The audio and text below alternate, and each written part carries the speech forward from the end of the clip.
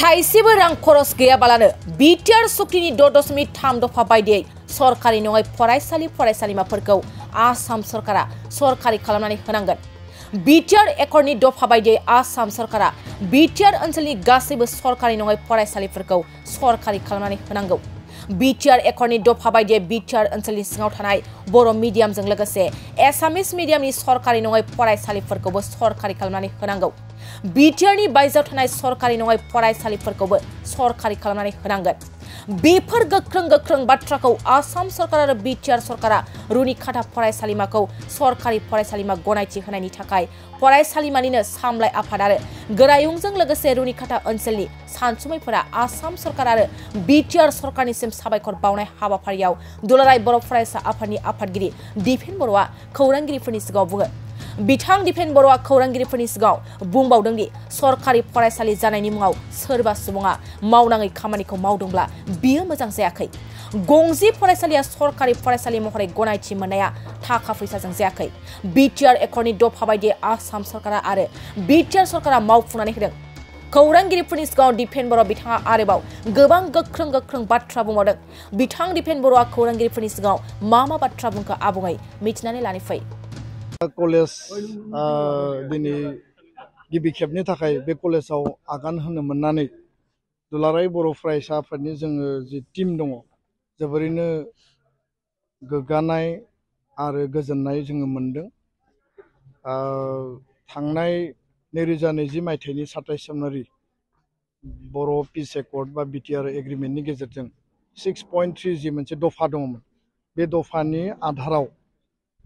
आसाम सरकार आरो BTR council मोनसे जइन्ट एफर्टनि गेजेरजों आरो दुलाराय बर' फरायसा आफादनि दाबि आरो बे एकर्डआ जिहेतु एबसु आरो एनडिबि इउबिपिअनि गेजेराव जालांदोंमोन। बे सोलोंथाइखौ जौगाहोनांगौनि सार्थआव जोंनि ओनसोलाव थानाय कलेज आरो स्कुल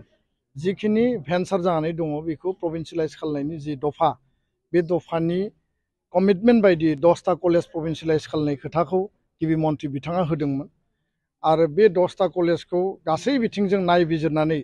बिटिआर काउन्सिलखौ अथराइज खालामनाय जादों आरो काउन्सिला गासै बिथिंखौ नायबिजिरनानै डिपार्टमेन्टेलि मोनबा जिल्लायाव मोननै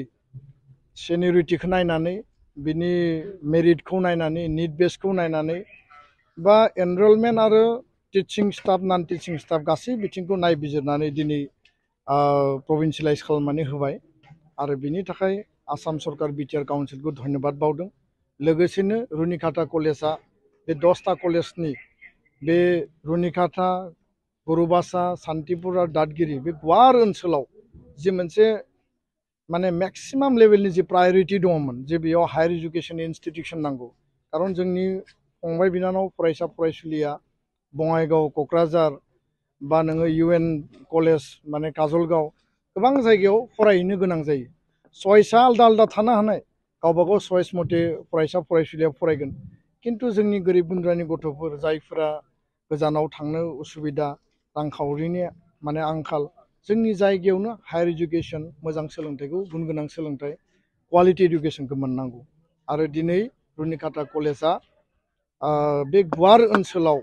मोनसे सिंगल एन्टिटि मोनसे आइडेन्टिटि लानानै जि प्रभिन्सियेलाइज मोनसे जि खालामजाबाय बा प्रभिन्सियेलाइज जाबाय बे जोंनि थाखाय जोबोरैनो बाख्नायथाव आरो गोदान मोनसे सान गोरलै बेयाव ओंखारबाय गियाननि जि मन्दिर आरो बे सान गोरलैखौ नर्मेलि साना फुंबिलिनि 5टायाव सोरांनानै गोजां बोथोर दा समाव मोनाबिलि 4टा बाजियाव जेरैबायदि हाबो बे नेचारेल मोनसे कर्स किन्तु सोरांनि बे गियाननि जि मन्दिर रुनिकाटा कलेजनि जि मोनसे साना जे उदय जाबाय ओंखारबाय बेखौ जों मालाबाबो हाबनो होनो हाया। आरो बेयाव जोंनि गासै बे ओनसोलनि फंबाय बिनानाव फरायसा फरायसुलिया सोलोंथाइ लानायनि गेजेरजों गावनि जिउखौ दागोन गावनि जिउनि थांखियाव सहैगोन आरो साफा सुबुं धोन हिउमेन रिसर्स हिसाबै गावखौ गायसननो थाखाय साख्रि बाख्रिनि बेलायावनो होन समाजाव लिडारशिप होनायनि बेलायावनो होन गुबुन फिल्डआव रुनिकाटा ओनसोलनिफ्राय आसाम नाङै गुबुन जायगायाव लिडारशिप लाहैनांगौ बा जोङो इमप्लयमेन्ट आरो माने एंगेजमेन्टनि जि बेला बे लेभेलाव जोङो जायगा आवग्रिहैनांगौ होमब्लासो जोंनि फंबाय बिनानाव फरायसा फरायसुलिया गावनि जिउनि थांखिखौ जाफुंसार होनो हागोन। दा बेखायनो बिथांमोना दिनै कलेज प्रभिन्सियेलाइज जानायनि उनाव मोनसे हाबाफारि लादों आरो बे हाबाफारियाव बैसोगोरा गुबुन गुबुन हारिनि बर' हारिनि दैदेनगिरि बिबानगिरि एबसुनि चिरां जिल्लानि आफादगिरि गाहाय नेहाथारि एबसुनि गाहाय नेहाथारि खनेन्द्र बसुमतारी आरो गोबां दैदेनगिरिफ्रा बाहागो लादों आरो बेयाव जायगानि हिसाबै जिबिनि चेयारमेन हिसाबै डक्टर सांग्रां ब्रह्म बिथाङा जि मोनसे डायनेमिक लिडारशिप लादों थारैनो बाख्नायनांगोन आरो बिनि कलेजनि प्रिन्सिपाल डक्टर बिजित ब्रह्म बिथांमोननि जि मोनसे इनार्जेटिक मेंनो रोङै जि मोनसे नाजानाय बे जोंनि थाखाय माने बाख्नायथाव गोजोननाय मोनदों आरो उननि समाव बे कलेजखौ मोनसे परिकल्पनानि गेजेरजों मोनसे प्लेनिंनि गेजेरजों बेयाव साइन्स टीम थिसननाय डिपार्टमेन्ट गोदान थिसननाय आरो प्रफेसार एपइन्टमेन्ट होनाय गुबुन गुबुन जिखिनि स्किल आरो भकेशनेल कर्सेसफोर दङ बेखौ मोनसे बे साहा ओनसोलाव इन्ड' भुटान बर्डारनि खाथि बे जायगायाव मोनसे स्टेट लेभेल आरो नेशनेल लेभेलनि मोनसे सेन्टार अफ एक्सेलेन्स हिसाबै ग्र' खालामनानै जोंनि फरायसा फरायसुलिफ्रा जाहाथे बेनिफिट मोनो बेनो बे ओनसोलनि रायजो राजानि आरो एबसुनि मोनसे उद्देश्य आरो बे उद्देश्यखौ जोङो बयबो खौसेयैनो नाजानांगोन आरो खौसेयै नाजायोब्ला कुनु माने खामानियानो बेयाव गोब्राब नङा आं बेखौ फोथायो एकर्डनि दफा बायदियै आसाम सरकारा स्कुल प्रभिन्सियेलाइज खालामनांगौ बर' मिडियाम एसामिस मिडियाम जि मिडियामानो जाया माने बिटिआरआव गासिबो मिडियामा प्रभिन्सियेलाइज जानांगौ आरो आउटसाइड बिटिआर आउटसाइड बड'लेण्ड बर' मिडियामा प्रभिन्सियेलाइज जानांगौ बेनि थाखाय थांनाय जि जुथुमा गिबि मन्थ्रिजों बेयाव मोनसे माइनर्स तयार खालामनाय जादों जेराव हायार सेकेन्डारि बा जुनियर कलेज सिनियर सेकेन्डारि आरो हाई स्कुल लेभेलसिम प्रभिन्सियेलाइजेसननि मोनसे बेयाव हिसाब होनाय जादों बे हिसाबा जागायजेननाय दा जेरैबायदि 10टाया जाबाय एनादा 16टाया जानांगोन कलेजनि बेलायाव आरो गासै हाई स्कुल हायार सेकेन्डारि जानांगोन एलपि एमइआबो जानांगोन दा बेखौ लानानै सोरबा बेबायदि जुदि माने बायदिसिना थासारि बायदिसिना जुदि